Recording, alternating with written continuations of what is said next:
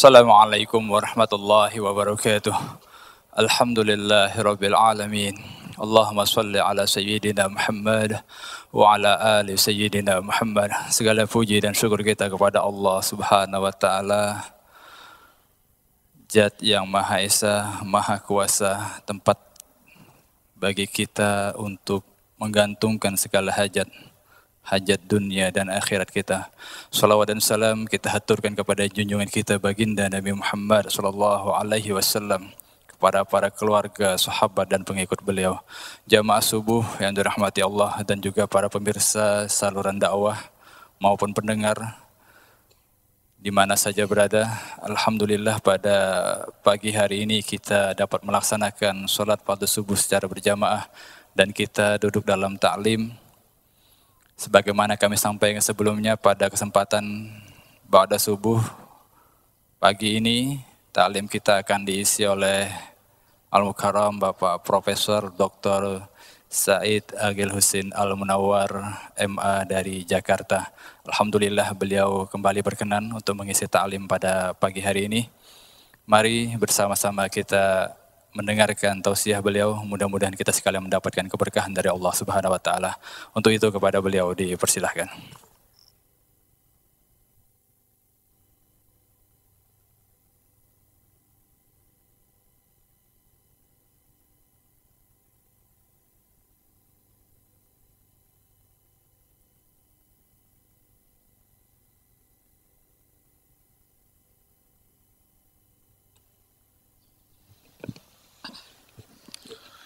Assalamualaikum warahmatullahi wabarakatuh.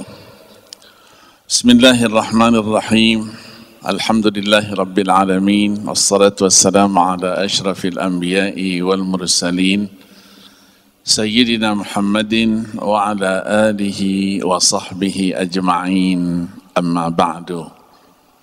Bapak-bapak dan ibu-ibu sidang jamaah salat subuh yang berbahagia, alhamdulillah, berkat rahmat Allah Subhanahu wa taala kita tetap dalam keadaan sehat walafiat, tidak kurang suatu apapun, dan kita sudah memulai kegiatan kita dari tadi malam dalam salat tahajud, qiraatul Quran, kita akhiri dengan salat subuh berjamaah, dan kita akan tutup dengan majlisul ilm. Mudah-mudahan seluruh rangkaian amal ibadah yang telah dan akan kita laksanakan diterima serta mendapatkan berkah dan ridha dari Allah Subhanahu wa taala. Salawat dan salam tidak lupa kita sanjungkan, kita persembahkan kepada baginda Rasulullah sallallahu alaihi wasallam, seluruh keluarga, sahabat dan pengikutnya sekalian.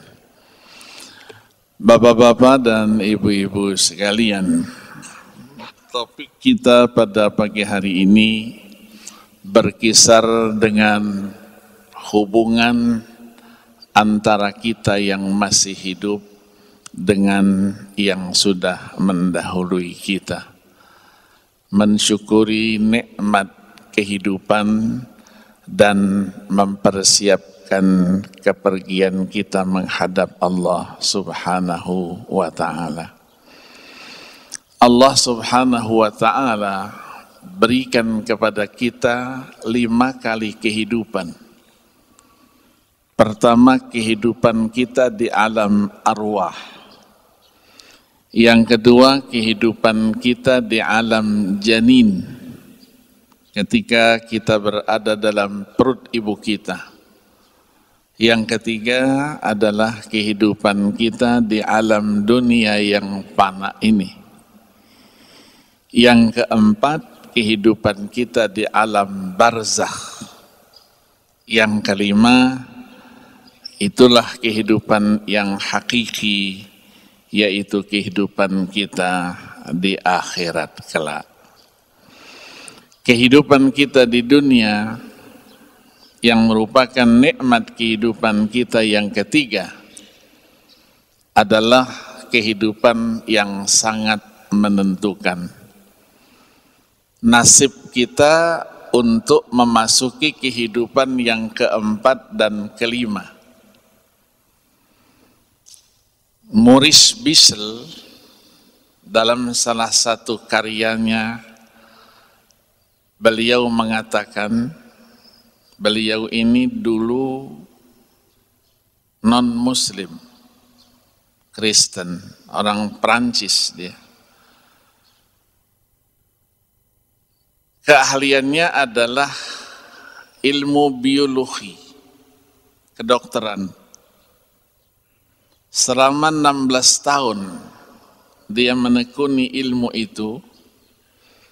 Akhirnya salah seorang temannya menghadiahkan kepada dia The Glorious of the Meaning Al-Quran,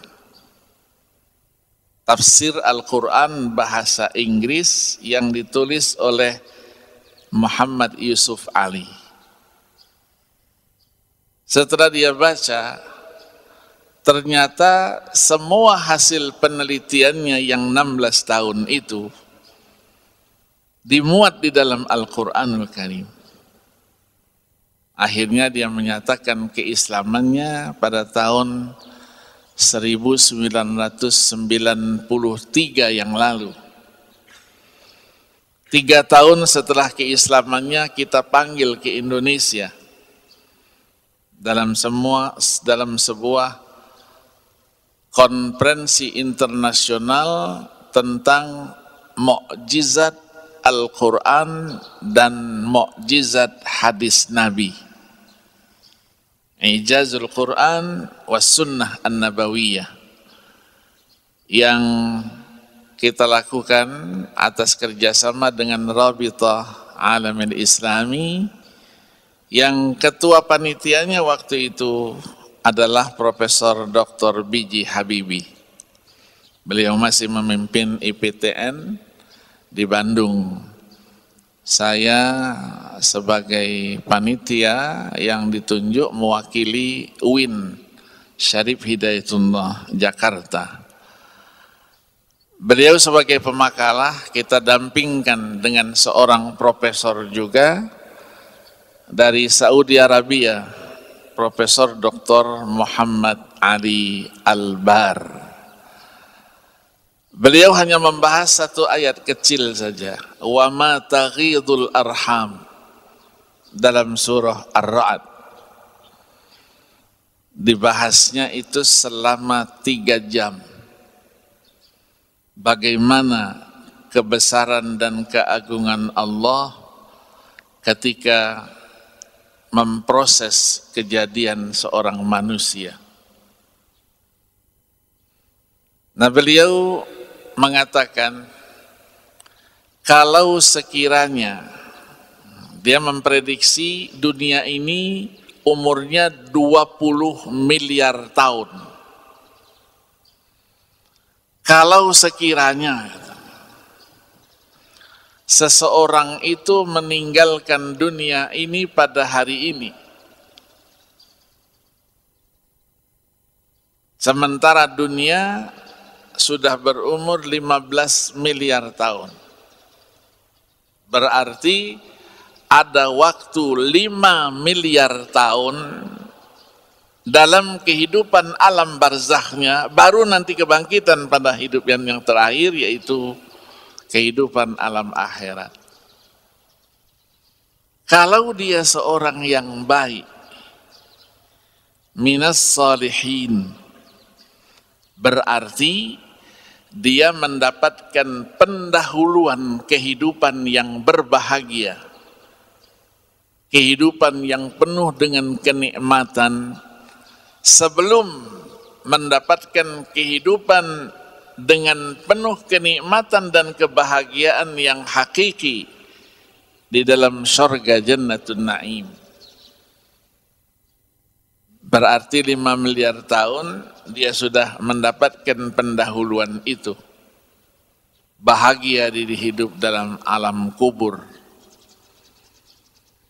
Tapi sebaliknya katanya, kalau seseorang itu tidak masuk dalam kelompok minas salihin, tapi dia masuk dalam kelompok minat talihin, orang-orang yang jahat, maka pendahuluan kesengsaraannya juga sebelum dia mendapatkan siksa azab di neraka jahanam, dia dapatkan pendahuluan itu selama 5 miliar tahun. Ini gambaran ini. Ya, gambarannya begitu. Karena kehidupan kita di dunia ini penentu.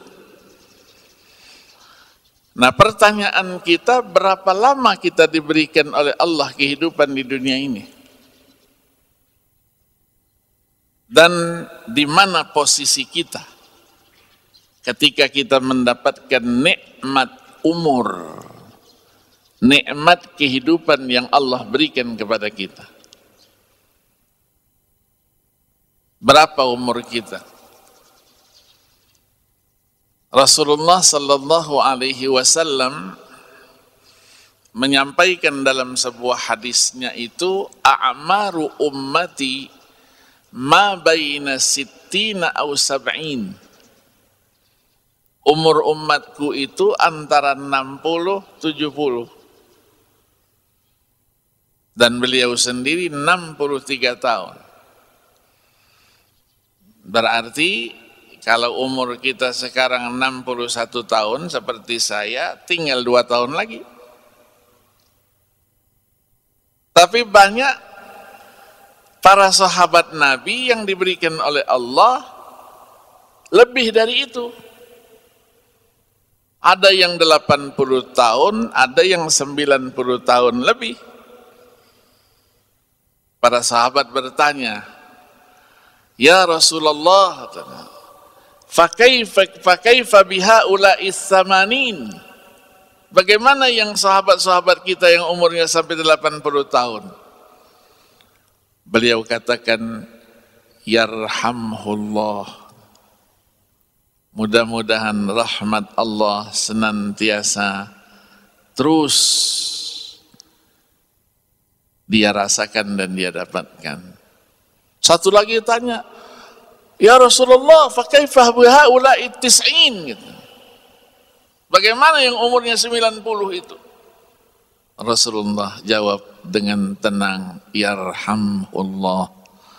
Mudah-mudahan mereka-mereka itu senantiasa berada di dalam rahmat dan kasih sayangnya Allah subhanahu wa ta'ala. Dari situlah muncul sebuah hadis qudsi yang diriwayatkan oleh Imam Al-Hakim An-Naisaburi. Allah subhanahu wa ta'ala berfirman, "Idza balagha 'abdi 40 sanah afaituhu anil balaya ats-tsalath." Allah berfirman, kalau hambaku itu sudah mencapai umurnya 40 tahun. Para ulama mengatakan bukan 40 tahun, tapi 40 sampai dengan 50 tahun. Allah berikan dalam firman-Nya itu, aku akan bebaskan dia dari 3 bencana besar.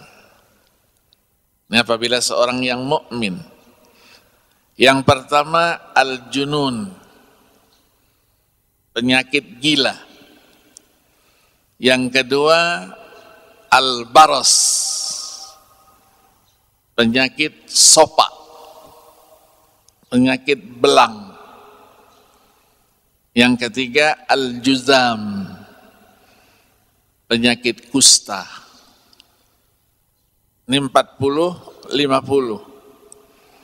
Wa idza balagha 'abdi 50 sana, kalau umurnya sampai 50, 60, Allah katakan dalam firman-Nya itu, afaituhu. Dalam firman-Nya itu beliau katakan, hasabtuhu hisaban yasira. Aku akan perhitungkan dia dengan perhitungan yang mudah. Ini kalau akhir hayatnya antara 50, 60. Janganlah dulu kan. Jangan dulu ya. Allah mudahkan, penyidikannya itu mudah.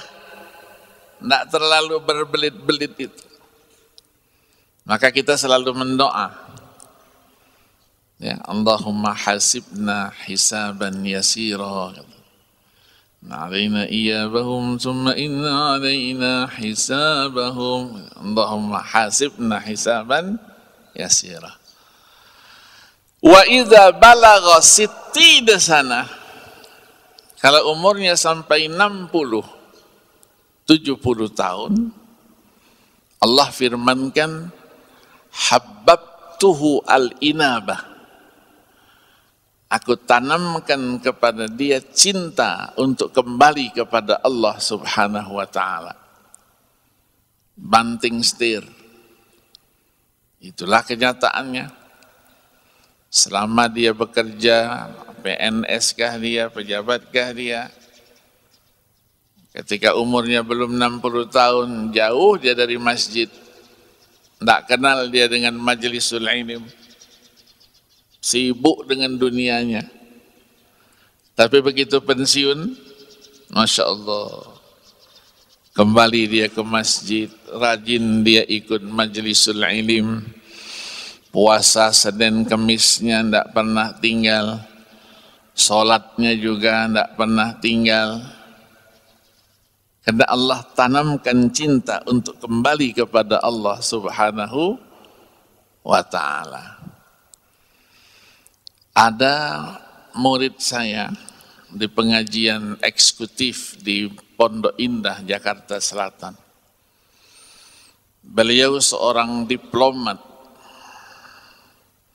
pensiunan diplomat dan seorang perwira. Sejak dia balik, tidak pernah sholat. Tidak pernah berpuasa, apalagi mau haji umroh, jauh. Dia katakan, saya ini ustadz lebih Yahudi dari Yahudi itu. Maksudnya, tidak ada larangan yang tidak pernah dia tidak kerjakan, semuanya dia kerjakan. Tapi sekarang saya sudah bertaubat kepada Allah. Kerjaan saya ibadah, nuntut ilmu, saya ikutlah maka pengajian di sini ini. Di pengajian itu, pengajian eksekutif itu, tidak ada orang yang ahli agama, tidak ada. Saya disuruh membina itu. Doktor, tapi ekonomi. Dokternya apa nanti? Kesehatan, dokter apa gitu. Tapi agamanya tidak ada. Sama-sama bodoh semua. Ini hati-hati kita berdakwah dengan mereka ini, kan hati-hati dengan bahasa. Kita sampaikan secara ilmiah. Terus dia katakan,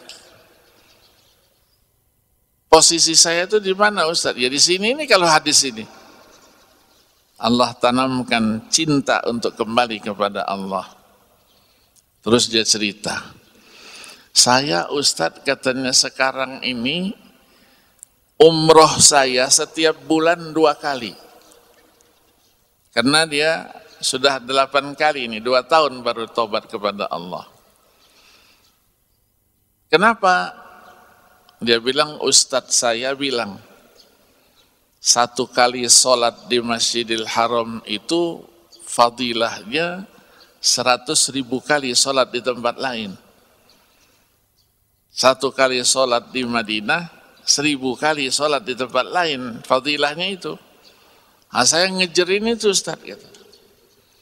Jadi 10 hari dia di Saudi, nanti dibagilah sama dia 6 hari di Mekah, 2 hari di Madinah, nanti 2 harinya kan perjalanan itu. Saya tidak pernah tinggalkan sholat itu, ngejer itu Ustaz. Jadi saya hitung-hitung juga, katanya sudah 8 bulan, umrohnya sudah 16 kali. Saya ambil kalkulator saya, sholat yang saya tinggalkan itu, ya hampirlah habis ini Ustaz. Begitu jujurnya, ya jujurnya itu. Jadi sedikit lagi, habislah hutang sholat saya Ustaz. Jadi cara berpikirnya, setiap ibadah dihitung secara matematika. Karena dia bukan orang agama. Kalau kita kan fadilah itu kan simpenan kita. Bonus kita. Tidak perlu kita hitung yang begitu itu. Terus dia tanya, sebenarnya bagaimana Ustaz? Apakah saya sholat yang saya tinggalkan selama, kalau balik itu 13 tahun, berarti 47 tahun. Kalau baliknya 15 tahun, berarti 45 tahun. Perlu enggak diqadha ini Ustaz? Kalau kita sampaikan wajib qadha, artinya dia setiap saat sholat terus. Sampai meninggal pun, enggak habis juga itu sholatnya. Saya terus jawab, orang ini begitu tinggi keinginannya untuk beribadah. Saya sampaikan, qadha itu adalah membayar hutang. Bapak punya hutang, Bapak bayar, itulah namanya qadha. Mengerjakan sesuatu, kewajiban tidak dilakukan pada waktu yang sudah ditetapkan. Jadi Bapak punya niat baik tidak membayar hutang itu? Oh iya Ustaz, saya niat baik. Ya sudah. Kapan ada waktu qadha, dan kan pada waktunya umroh. Dia bilang, wah Ustaz ini canggih juga, dia bilang. Padahal jawaban dakwah itu kan, untuk dakwah. Kalau kita katakan ya sudahlah, kamu mati aja lah, selesai. Iya kan? Niatnya baik, puasa terus dia. Bisa enggak Ustaz saya? Ya kalau puasa diqadha. Kalau mau sekaligus dapat puasa sunnatnya, niat qadha dulu. Supaya lebih banyak pahalanya, Bapak niat qadha, laksanakan pada hari Senin dan Kamis, sekaligus niat puasa sunat. Ketika 13, 14, 15 saumul bayat itu, niatkan juga saumul bayat, dapat pahalanya banyak itu.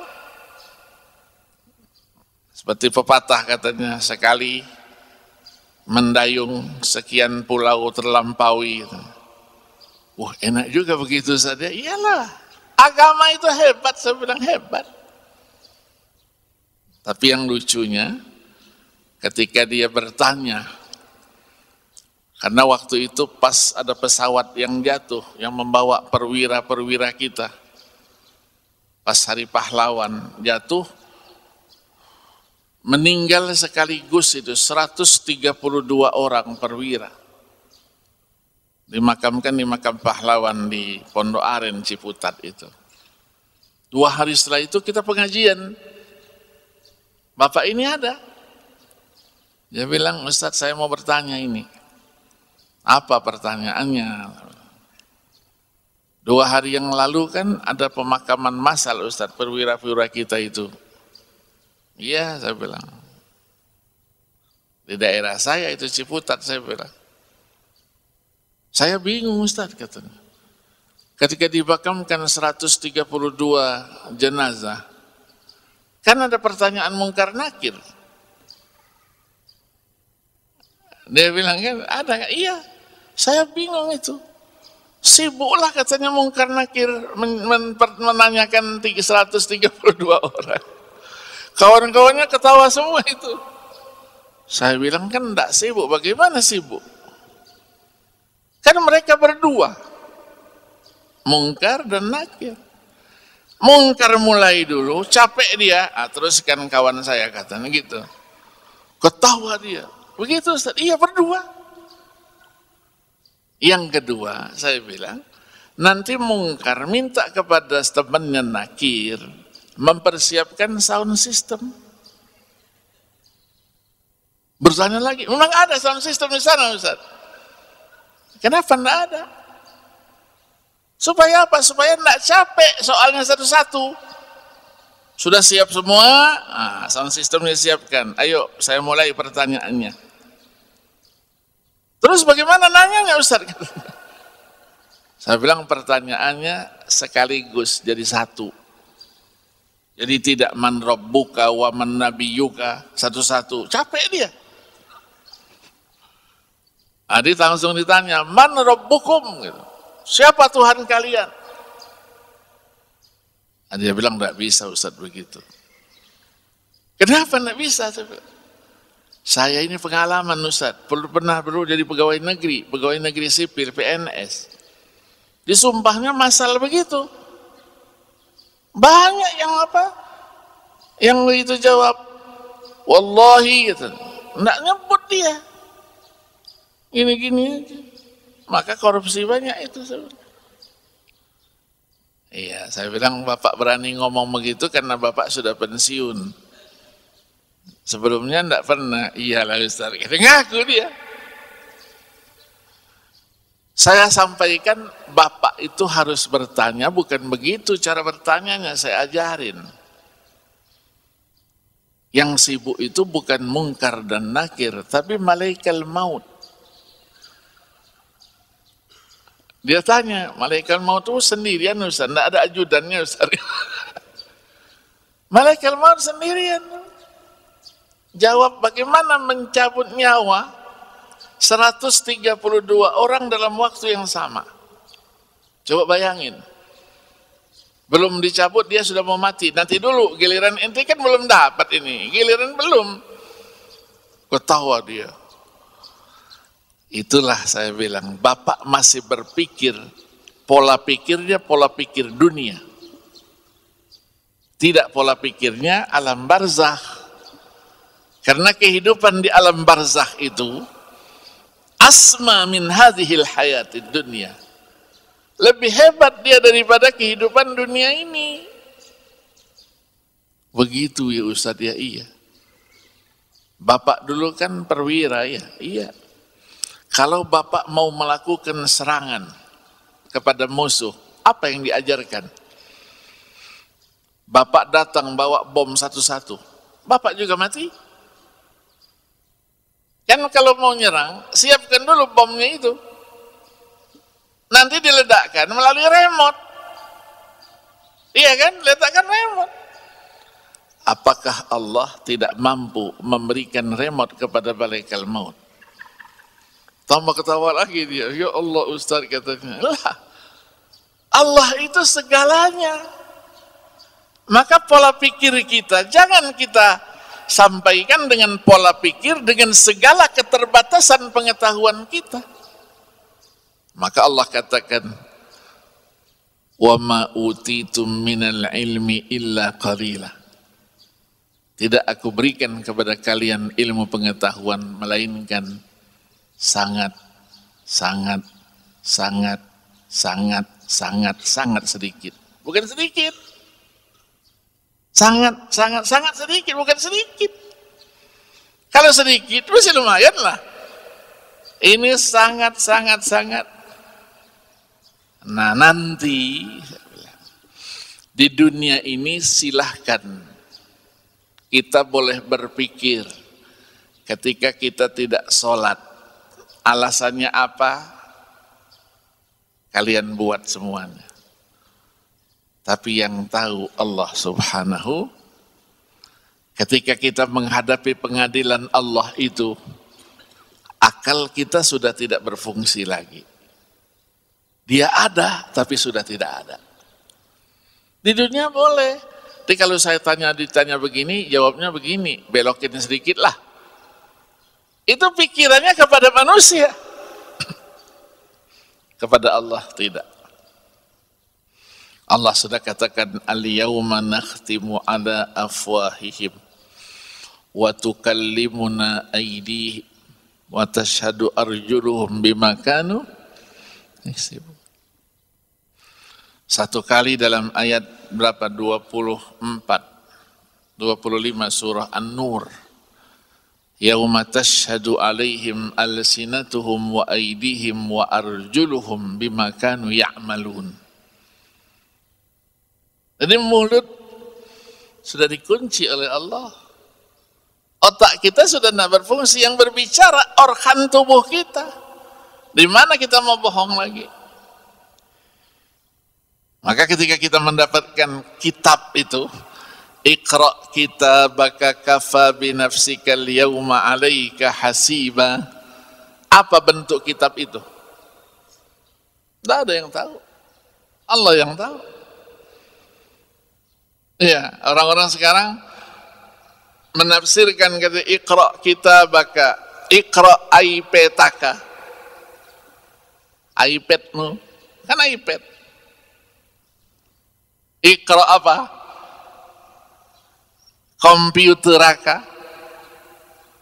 Karena semuanya lengkap, buka sendiri. Buka sendiri, semuanya sudah terekam.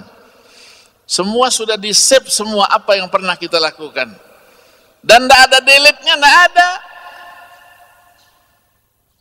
Iya kan? Maka yang menerima dengan tangan kanan mereka berbahagia dan gembira.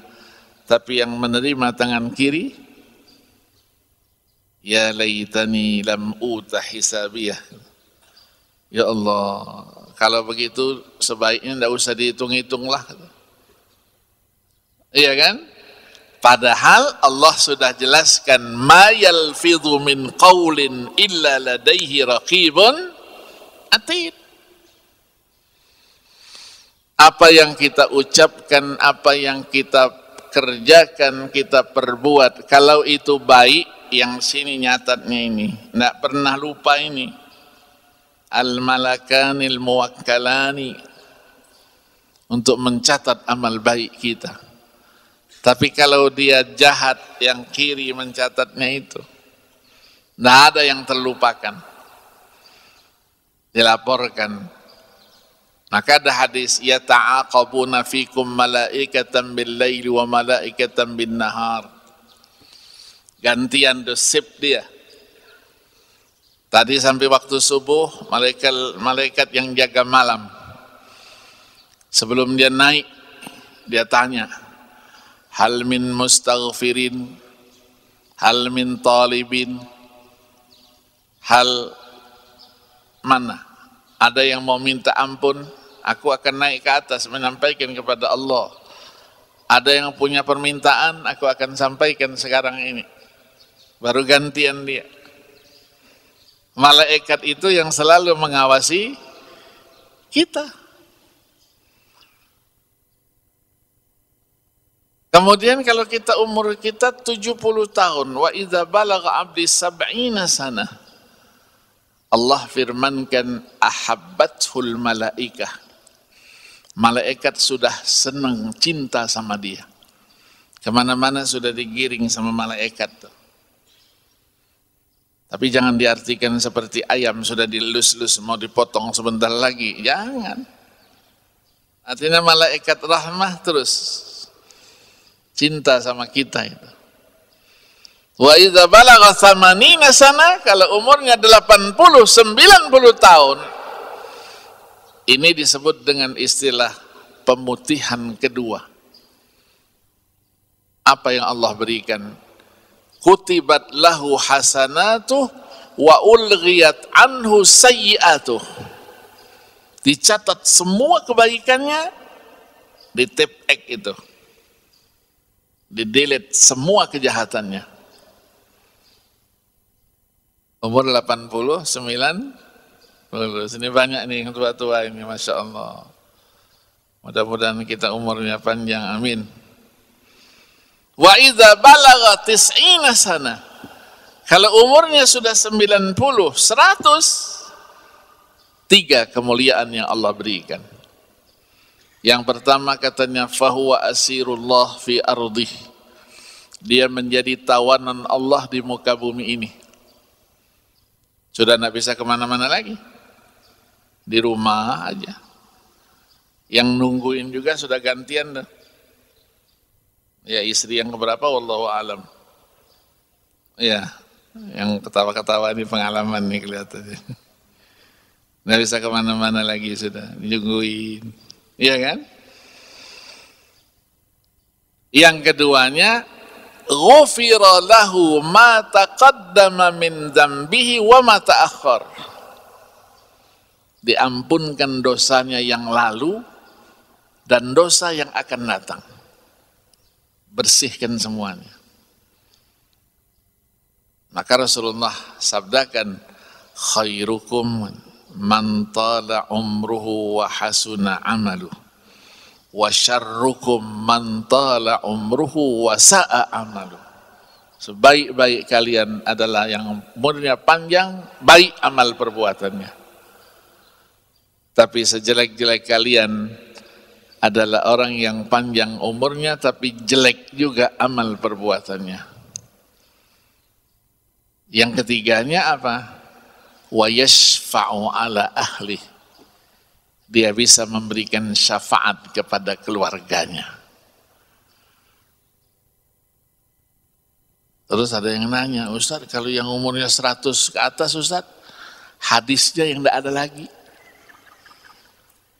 Sudah luar biasa itu.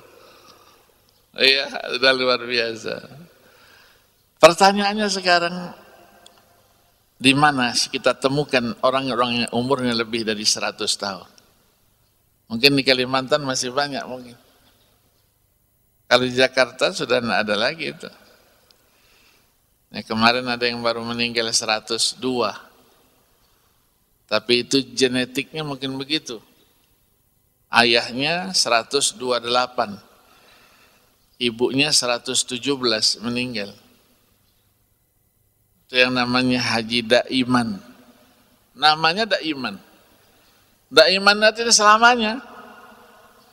Ya, maka kasih nama yang begitu-begitu itu Daiman gitu kan. Panjang umurnya, walaupun umur muda-muda juga meninggal, enggak apa-apa. Tafaulan kan? Tafaulan. Istrinya 117. Saya bertemu dengan orang itu, karena dekat tetangga saya. Tapi orangnya Masya Allah, ahlul ibadah. Masjidnya besar, dia bangun Masjid Ar-Riyadh. Waktu itu masih 1 lantai.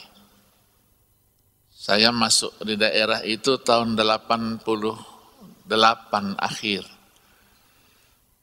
Akhirnya kita bangun masjidnya 2 lantai. Dia kalau 3:30 sudah di masjid tuh.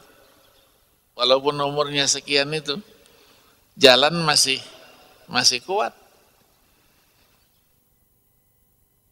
Kadang-kadang muazzinnya terlambat, dia yang azan. Ya suara tua lah. Ya, ya engkong sudah datang katanya kan.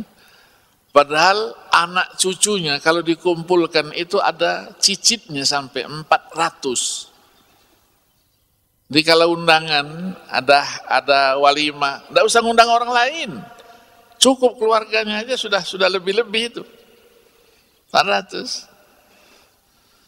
Kalau yang satu sakit, yang satu duduk dia, kepalanya diletakkan di pahanya. Jadi contoh bagi cucu-cucunya. Cicit-cicitnya, lihat tungkong tuh. Tua-tua juga masih mesra dia. Nah, kita mana mau begitu-begitu terus, tua sudah tua juga lah ngapain. Ya kan gitu kan. Itulah namanya kehidupan. Artinya kehidupan itu sifatnya sementara. Nanti pada saatnya Allah akan selesaikan kehidupan itu dengan kematian.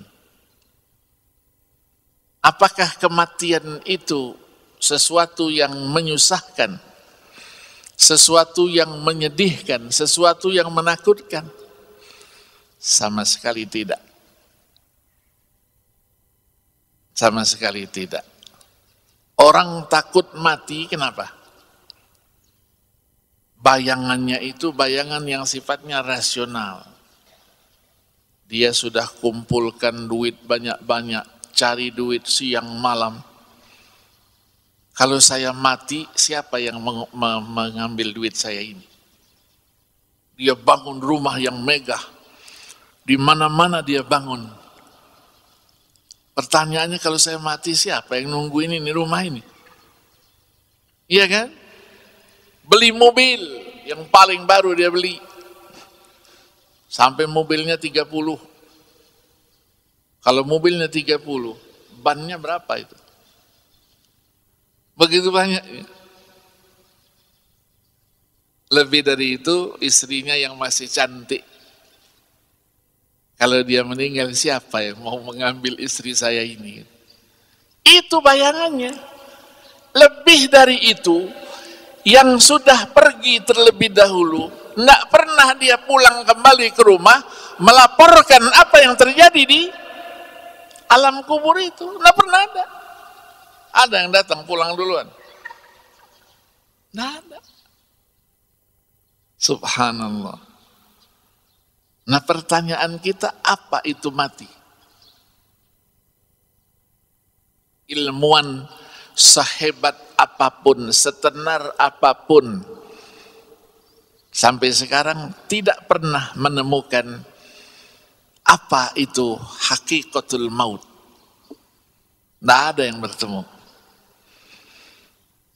Kalau orang-orang yang tidak punya iman, sudah diinformasikan melalui ayat 85 tadi, wa yas'alunaka 'anir ruh qulir ruhu min amri rabbi.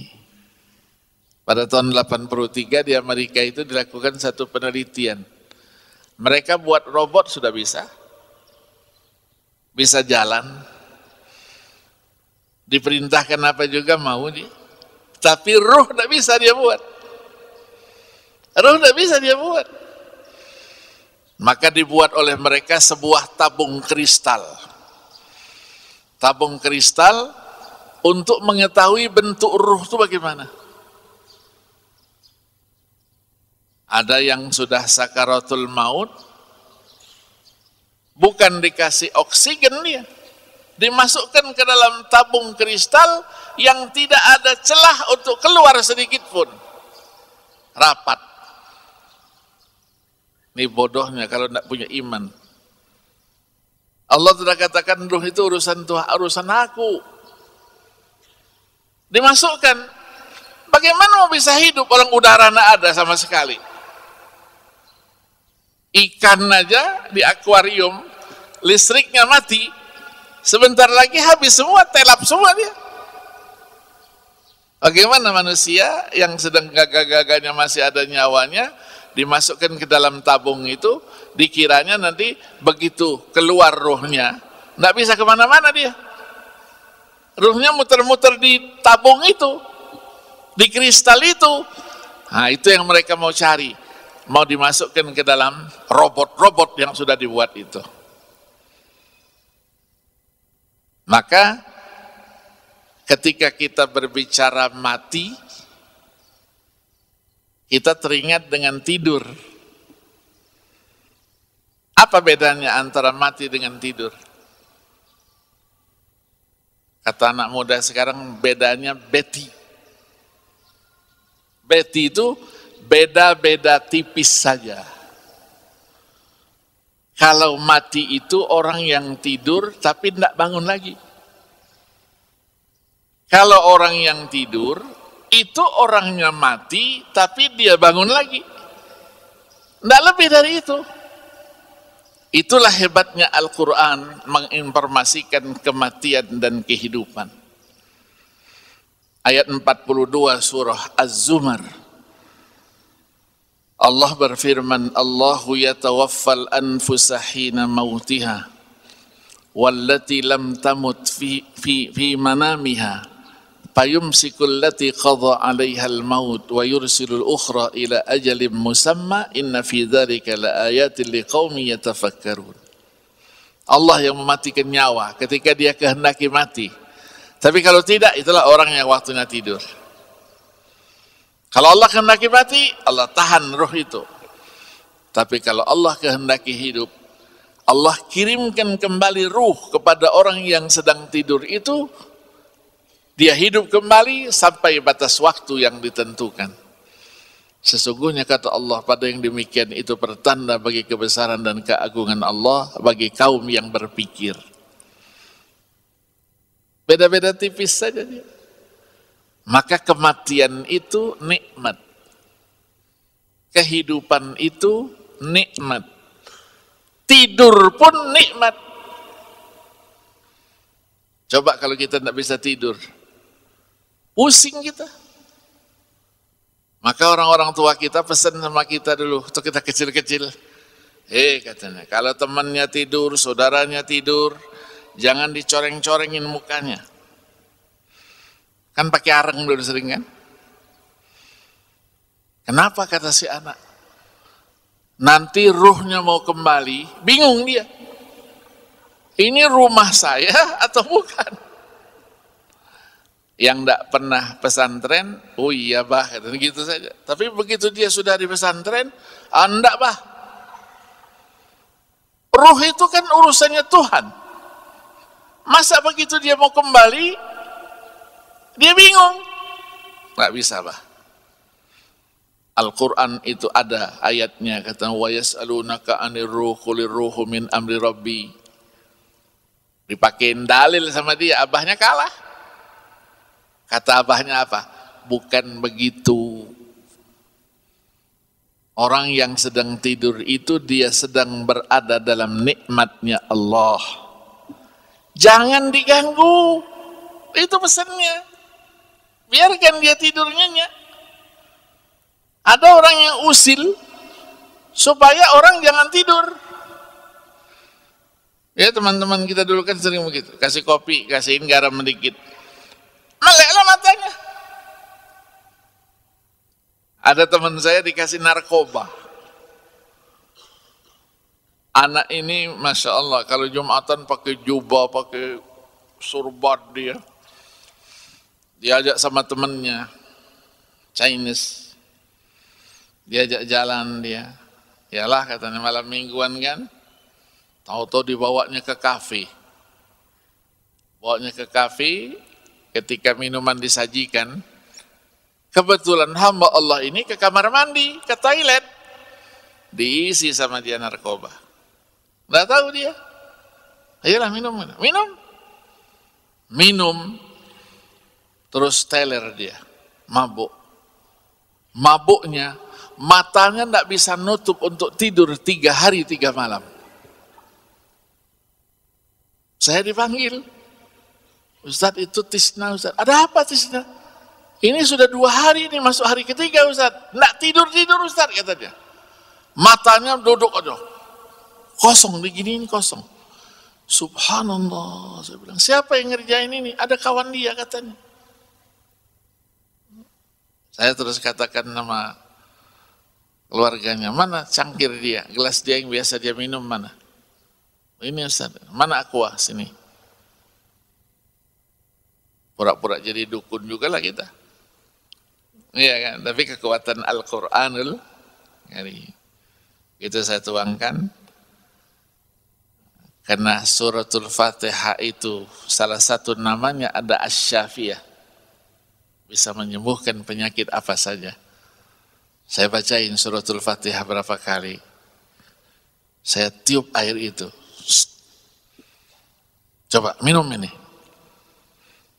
Minum. Mau dia minum. Begini. Biar saya bilang itu sadar dia tuh. Dilihatnya saya duluan. Nah, Ustadz di sini Ustadz. Iya, saya bilang dipanggil saya. Terus dia pamit. Ustadz, saya pamit Ustadz ya. Pamit, makasih Ustadz ya. Saya mau tidur dulu Ustadz. Tadi enggak tidur. Udah 3 hari 3 malam. Tidur dia pamit. Tidurnya 2 kali 24 jam. Enggak bangun-bangun. Enggak bangun-bangun tidur. Dipegang-pegang, masih ada nih napasnya. 2 hari 2 malam dia tidur. Begitu bangun dia, sadar dia. Ditanya, apa yang terjadi? Tidak tahu nih. Maka orang yang narkoba itu orang yang dalam posisi tidak sadar. Tidak sadar. Ya, maka disitulah letaknya kehormatan itu. Nah sekarang kalau kita berbicara mati, yang dokter-dokter spesialis juga tidak pernah menemukan apa itu mati. Dalam hukum waris kita temukan apa itu mati. Mati itu dikatakan mufaraqatul arwah lil ajsad. Ketika ruh berpisah dengan jasadnya. Itu teori. Tapi dalam kenyataan tidak juga begitu. Kalau kita kembalikan dalam kajian filsafat itu, orang itu dia memiliki 3 komponen. Yang pertama namanya ruh. Ruh itu setelah diembuskan ada namanya hayat. Tapi hayat itu sudah lebih dulu ada dia. Ketika ruh dihidupkan barulah dia hidup. Sudah itu prosesnya jasad. 3 komponen ini apabila dia berakhir, Allah katakan kullu nafsin dha'iqatul maut. Allah tidak katakan kullu ruhin dha'iqatul maut.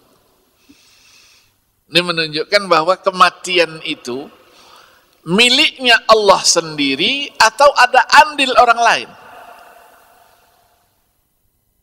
Kalau penciptaan kan Allah katakan kalau Adam khalaqtu. Untuk manusia secara keseluruhan juga kadang-kadang dipegang khalaqtu. Wa ma khalaqtul jinna wal insa. Tapi dalam surah Qaf itu walaqad khalaqnal insana wa na'lamu ma tuwaswisu bihi nafsuh wa nahnu aqrabu ilaihi min hablil warid. Kami jadikan. Kenapa kami? Ada keterlibatan orang tua di sana. Tapi ketika mati, ada tidak keterlibatan orang? Sekarang ada namanya euthanasia. Euthanasia itu supaya matinya enak. Memang ada mati yang enak. Orang-orang barat ya. Jadi itu enak. Thanasia itu thanatos. Thanatos itu mati. Bahasa Latin. Jadi orang-orang yang sudah dalam pertolongan alat, infus, oksigen, ya, itu kalau dilepas berarti dia akan mengakhiri hayatnya. Kalau dokter lepas itu tanpa ada konsultasi kepada keluarganya, dia dituduh membunuh. Itu teori ya. Begitu dilepas juga alatnya, tidak mati-mati juga dia. Tidak mati-mati juga. Menunjukkan kematian itu di tangan Allah. Tidak mati juga. Maka mati di dalam ilmu pengetahuan itu ada yang disebut dengan mati secara medis. Secara kedokteran dia sudah dihukumkan mati. Yang kedua ada mati secara klinis. Orang yang berada dalam keadaan koma. Dikatakan hidup, dia tidak hidup. Dikatakan mati juga, tidak mati. Ada lagi mati secara yuridis. Dihukumkan mati dia. Itulah dalam dunia waris yang disebut dengan istilah mafqud. Ya, mafqud dihukumkan mati dia. Dia tinggalkan Samarinda tanpa pesan. Pergi kemana dia tanpa ada komunikasi. hartanya banyak, atau ada warisan yang akan dia terima. Sekian lama komunikasi tidak terjadi, ditunggu, enggak juga ada, bagi waris. Karena dia dihukumkan hilang. Hilang itu pergi tanpa berita. Bagian dia nanti dikasihkan sama yang lain. Begitu sudah dibagi warisnya, muncul dia, tahu juga dia. Iya kan? Banyak yang begitu yang menghilang ya. Ya PNS juga sering begitu, mutasi-mutasi ke sana, enggak tahu, enggak ada hubungan berita apa-apa. Di daerah itu kawin lagi dia. Punya anak, anaknya bertemu di perguruan tinggi. Ternyata anak yang dari ibu yang pertama itu juga di sekolah di situ juga, bertemu, kawin dia. Kawin. Punya anak 3. Padahal dia bersaudara. Sebapak dia. Kasus banyak itu. Ya, banyak terjadi itu di Unila Lampung, pernah terjadi sampai punya anak 3. Terus bagaimana mengkomunikasikannya dengan si anak? Bahwa dia ini dua orang tua ini bersaudara. Bagaimana? Serba sulit. Iya kan? Nah sekarang ada lagi namanya mati suri. Suri ini tantangan buat kedokteran. Suri itu orang tidak mati. Pada waktu tertentu semua organ tubuhnya tidak berfungsi. Kongres IDI, Ikatan Dokter Indonesia tahun 95, 10 Oktober 95 seingat saya, itu apabila batang otak ini sudah tidak berfungsi 20 jam, maka orang itu dihukumkan mati. Saya bantah dulu, saya bilang enggak benar itu. Saya sudah bertemu dengan orang yang mati suri itu lebih dari 20 jam, 26 jam. Jam 2 hari ini dia meninggal, dimakamkan besok pagi jam 4 sore. Saya cari orang itu. Namanya Abdul Ghani. Dia alami mati suri itu tahun 59. Sudah dibawa ke pemakaman. Anaknya sudah masuk ke liang lahat 3 orang. Mau menerima jenazah itu. Ternyata kerandanya goyang.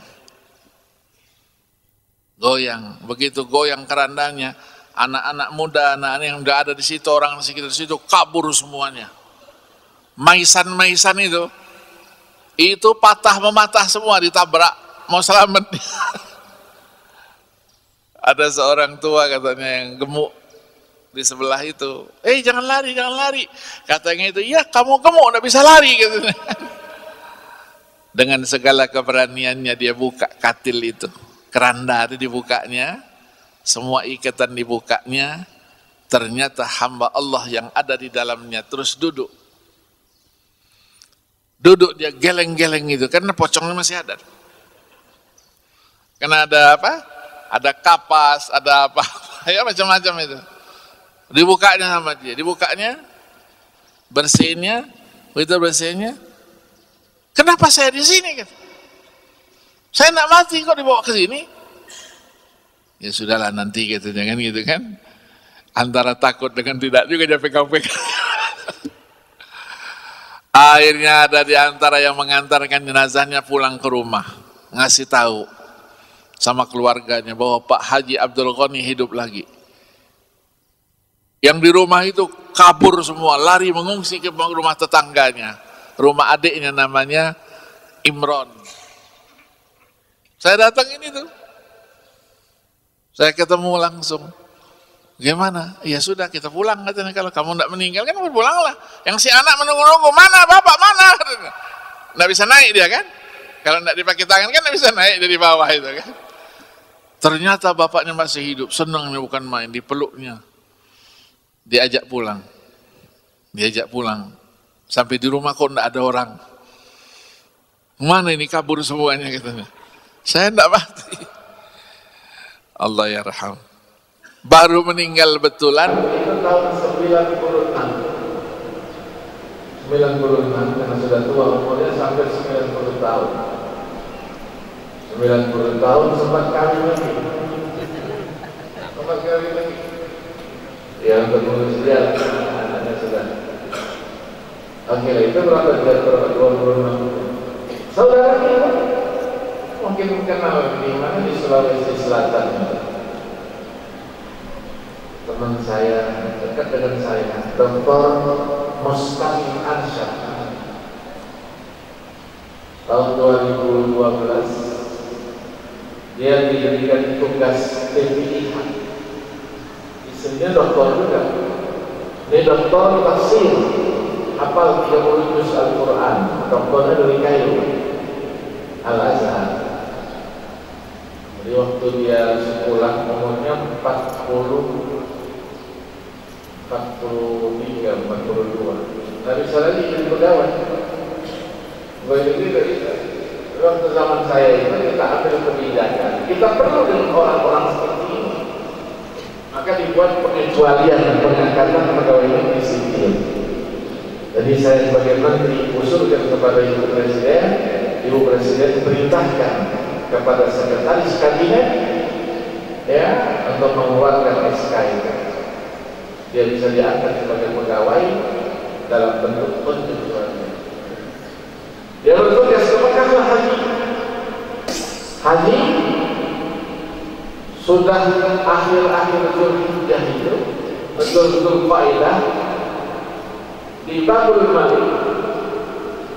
Mungkin kecapean ya, umurnya 53, 54. Capek dia, jatuh dipinggirkan sama petugas-petugas itu, diperiksa-periksa, nah ada lagi, dibawa ke rumah sakit. Rumah sakit diperiksa, tidak ada nadinya sama sekali, dimasukkan ke kamar mayat, kamar jenazah. Riza 8 hari 8 malam. Maka di rumah sakit manapun 1 minggu tidak ada jenazah itu yang mengambilnya dari keluarganya atau dari mana gitu, dikeluarkan, dimandikan, disolatkan, dimakamkan.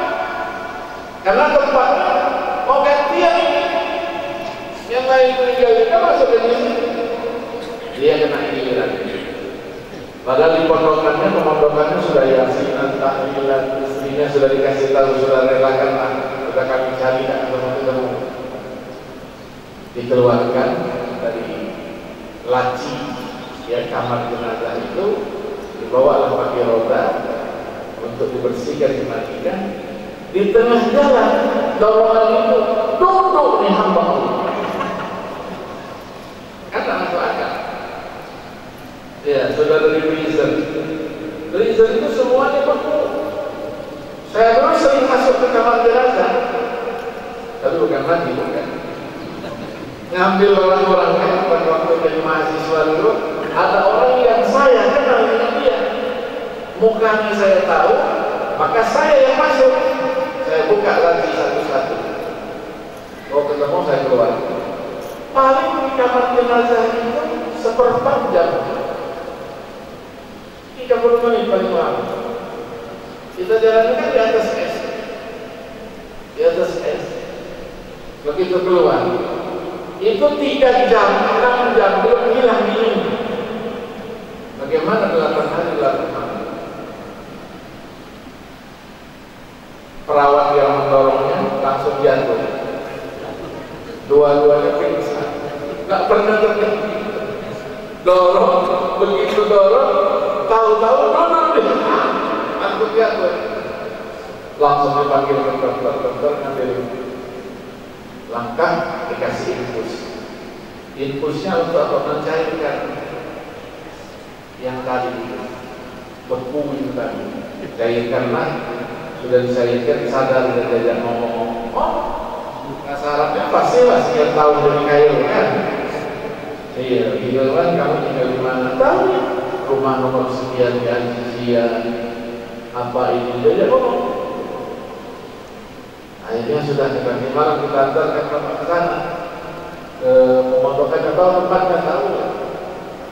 Diantarkanlah sesudah sholat isya. Ketika orang sholat isya, jalannya kan sendiri, karena dia di Aziziyah, di sebelah terowongan. Bawa mobil ini dari sana, dari jalan luar ke Kamsa kemana itu, nyampe ternyata jamaah belum bubar sholat isya.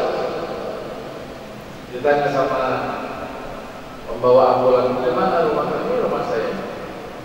Sudah bapak pulang aja, sudah. Saya sudah, inilah rumah saya. Antara mau meninggalkan tidak gitu, tunggu-tunggu lewat dia dari jauh gitu kan, duduklah dia duduk di mana sini. Tidak ada orang masih sholat.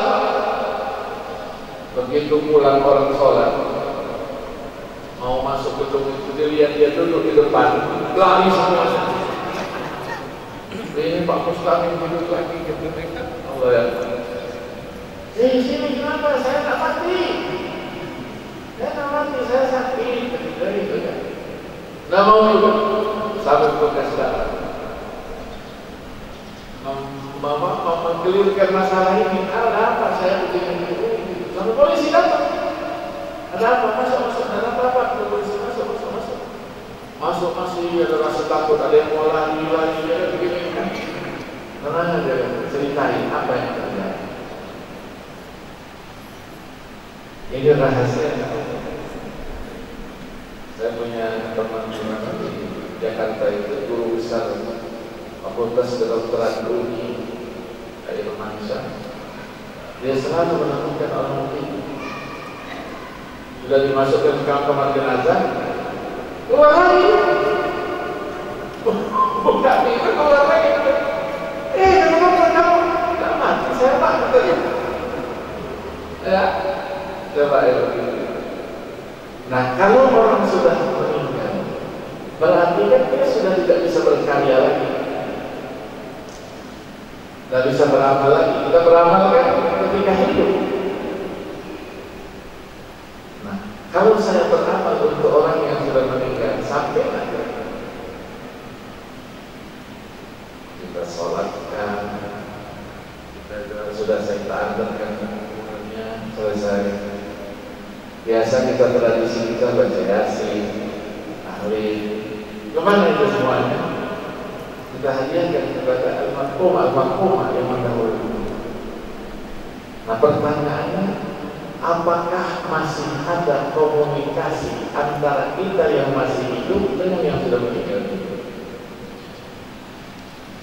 Sayyidina Ali radhiyallahu anhu ketika ditanya tentang firman Allah ayat 42 surah Az-Zumar tadi, Allah yatawaffal anfusa hina mautiha dan seterusnya, beliau katakan, apa tafsirnya?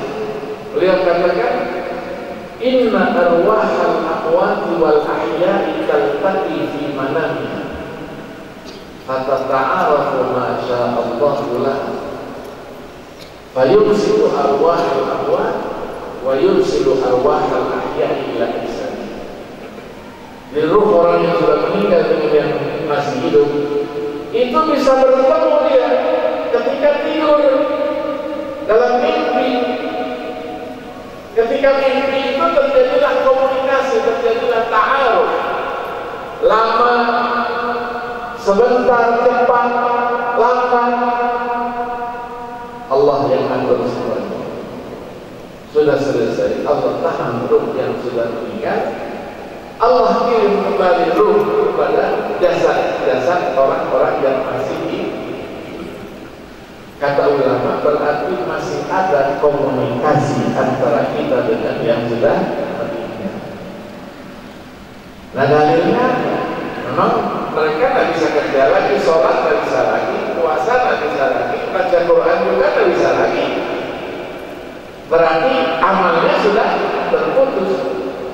Sementara nanti di akhirat katanya dalam surah Al-Najm itu wa al-laisa lil-insani illa ma sa'a, ya, wa anna sa'yahu sawfa yura thumma yujzahu al-jazaa al-awfaq. Tapi bukan berarti dia tidak bisa berbuat lagi, amalan orang lain tidak bisa diterima sama dia. Sampai ya, sampai. Nah, alasan lainnya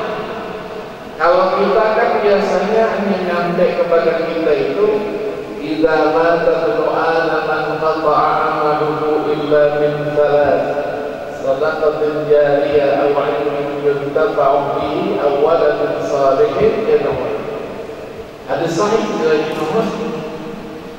Hadis sedekah jariyah, ilmu yang bermanfaat, atau anak yang soleh yang senantiasa. Tapi yang lain kadang-kadang nggak nyampe, bukan hanya 3, lebih dari itu. Hadis riwayat Imam Al-Baihaqi, Imam At-Tirmidzi, Abu Dawud dan lain-lainnya. Hadis sahih. Inna mimma yalhaqul 'abdu al-mu'min min a'malihi wa hasanatihi ba'da mautihi. Sungguhnya amal yang akan mengikuti seorang hamba yang mukmin, yang beriman setelah dia meninggal dunia nanti apa? Pertama, ilman nasyarah, ilmu yang disebarluaskan olehnya. Berarti masuk awal ilmu yang terfa'u dari untuk bihi. Yang keduanya, au mushafan warasahu, atau Al-Quran yang diwakafkannya. Maka orang sering ngaji wakaf Quran, namanya selama ada Al-Quran itu dibaca, dia dapat pahala. Yang ketiganya, awal dan sholihan tarokan, anak yang soleh yang ditinggalkan. Kemudian yang keempatnya, au masjid dan tanah, dia pernah membangun masjid, dibangunnya, maka selama masjid itu berdiri, orang sholat di situ, pahalanya terus mengalir buat dia. Dia tidak berbuat lagi. Yang keempatnya apa? Au baitan libni sabil banahu, atau rumah singgah yang dibangunnya, ya, anak-anak kan rumah singgah tanah yang terlantar itu dibangunnya, selama itu masih ada, dia terus mendapatkan kucuran pahala. Kemudian diteruskan, au nahron adram, atau ada aliran sungai, irigasi dari bahasa kita mungkin ya, irigasi yang dibuat oleh dia, dialirkan kepada orang lain mendapat manfaat dari aliran itu. Satu lagi diceritakan di situ, au syajaratan au badratan gharsa, atau dia tanamkan pohon itu besar, ada manfaatnya, dia rindang, orang bisa berlindung, ada buahnya, orang bisa makan, orang bisa makan di sini, semuanya itu sampai ke situ. Nah sekarang kita berhadapan dengan orang-orang yang aneh seperti itu. Dikatakan yasinan bid'ah, ya kan? Dikatakan tahlilan bid'ah, semua bid'ah. Kita tanya sama mereka, syekhnya ini siapa? Ya, syekhnya biasanya kan Ibnu Taimiyah. Ya kan? Ibnu Taimiyah itu yang dijatuh-jatuhkan oleh sedikit-sedikit apa gitu kan. Syekh Ibnu Taimiyah ini wafatnya 728. Dia punya murid lagi yang seperti itu juga kerasnya, adalah Ibnu Al-Qayyim Al-Jauziyah yang meninggal 751. Ternyata Syekh Ibnu Taimiyah tidak sekeras seperti yang kita gambarkan. Dia katakan, man za'ama anna amal al-hayy la yanfa'u lil mayyit fa huwa batilun ijma' wa dzalika min. Jadi kalau ada orang yang berpendapat bahwa orang yang sudah mati itu tidak ada manfaatnya sama sekali yang dapat dia terima dari orang yang masih hidup, pendapat itu keliru, menyalahi konsensus para ulama. Wadhalika min. Kalau mau dalilnya, didalil disebut 21 argumentasi yang disampaikan oleh beliau yang menyatakan bahwa amalan orang yang masih hidup bisa diterima oleh orang yang sudah meninggal dunia. Dan apa yang disampaikan di samping doa yang pelunasan hutang-hutang itu juga sampai kepada mereka. Maka di sini yang perlu saya tekankan apa? Kalau kita ceramah agama itu harus amanah ilmiah. Ada amanah ilmiah. Jangan ketika ada data yang tidak mendukung materi yang kita sampaikan, kita sembunyikan. Dosa. Maka kalau ada remaja-remaja yang masuk-masuk masjid terus membid'ahkan, mengharamkan, mana betul itu? Bisa dirujuk Al-Muntaqab Sunnah itu di 11 halaman 121. Ada lagi Is'aful Muslimin wal Muslimat fi jawazi qira'atil Qur'an wa wusul thawabiha ila al-amwat oleh Syekh Muhammad Al-Arabi Al-Makki. Ada juga tulisannya Syekh Muhammad bin Alawi Al-Maliki. Yang begitu-begitu kenapa tidak disebutkan? Kenapa disebutkan? 4 mazhab secara ilmiah dikupas oleh Syekh Muhammad Al-Arabi itu, dia katakan tidak ada mazhab yang mengatakan pahala orang yang hidup yang dihadiahkan kepada orang yang sudah meninggal hidup yang tidak sampai. Ini yang perlu saya sampaikan. Maaf ya terlalu lama. Ada yang sudah lihat jam, saya tidak tahu jam berapa. Ya, saya punya jam juga. Cuma tidak ada surat apa, surat cintanya ada tanda isyaratnya juga. Dibiarkan saja gitu ya. Ya tapi saya mengerti lah. Nama saya Aki. Aki itu orang yang banyak akal. Jadi orang Arab katakan walaupun tidak ada surat cintanya, itu al-aqil yang fihi isyarat. Orang yang banyak akal itu cukup dengan isyarat saja. Karena satu-satu dia jauh dulu itu berarti sudah habis masa ini. Nah, terakhir silakan, ada yang ditanyakan silakan. Dipersilakan barangkali jemaah ada yang ditanyakan.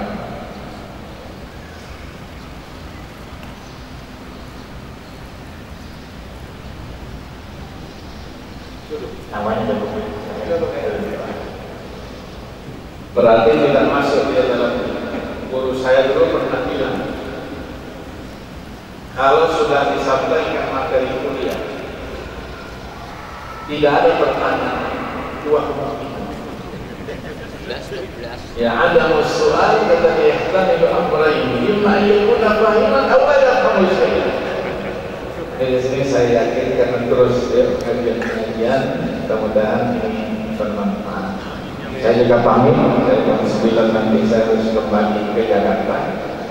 Dan besok pagi-pagi saya harus ke Surabaya menguji disertasi. Sore harinya saya langsung ke Banjarmasin, ke Yayan Antasari yang sekarang sudah jadi UIN di Antasari. Ada seminar tentang Al-Quran, bagaimana nilai-nilai Al-Quran mengawal perkembangan sains dan teknologi. Jadi Al-Quran itu lengkap. Jadi mau ilmu perkapalan ada, mau pertanian ada, mau apa saja ada. Saya buatkan ayat-ayatnya, ya, saya buatkan ayat-ayatnya. Insya Allah kalau saya kesini saya bawakan, mungkin kita perlu sampaikan sebagai satu topik. Mudah-mudahan umur kita panjang, sehat walafiat. Ya tadi Bapak kita minatnya, katanya Ustaz itu tahajud minum dia nikmat saya. 20 tahun 30 yang lalu saya seperti ini juga. Badan saya alhamdulillah tidak pernah turun kurus, tidak pernah. Normal-normal lah, 67 kilo menurut Pak, berat timbangan saya 95 gimana maksudnya? Sehat, apa rahasianya? Jangan putus membaca Al-Quran. Ya.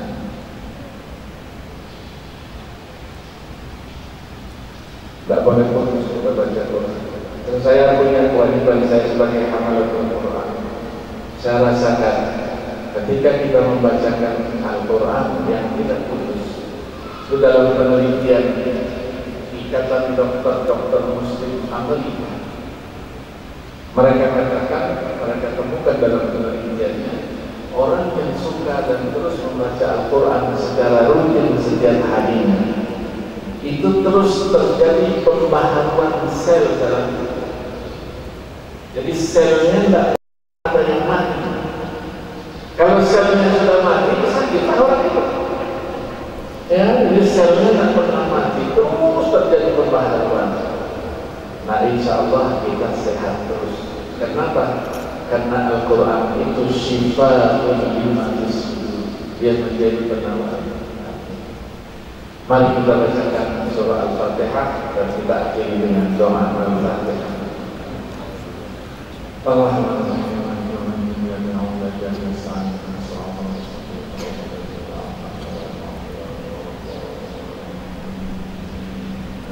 Amin. Bismillahirrahmanirrahim. Alhamdulillah rabbil alamin. Allahumma shalli wa sallim ala sayyidina Muhammad wa ala ali sayyidina Muhammad. Allahumma inna nas'aluka fahman nabiyyin wa hifdzal mursalin wa ilhaman malaikatil muqarrabin. Allahumma aghnina bil ilm wa zayyinna bil hilm wa akrimna bil taqwa wa jammilna bil afiyah bi rahmatika ya arhamar rahimin. Allahumma arina al-haqqa haqqan warzuqna ittiba'ahu wa arina al-batila batilan warzuqna ijtinabah. Allahumma ij'alna min alladhina yastami'una al-qawla fayattabi'una ahsanah. Rabbana atina fid dunya hasanah wa fil akhirati hasanah wa qina adzaban nar. Wa sallallahu ala sayyidina Muhammadin wa ala alihi wa sahbihi wa sallam. Walhamdulillahi rabbil alamin. Assalamualaikum warahmatullahi wabarakatuh.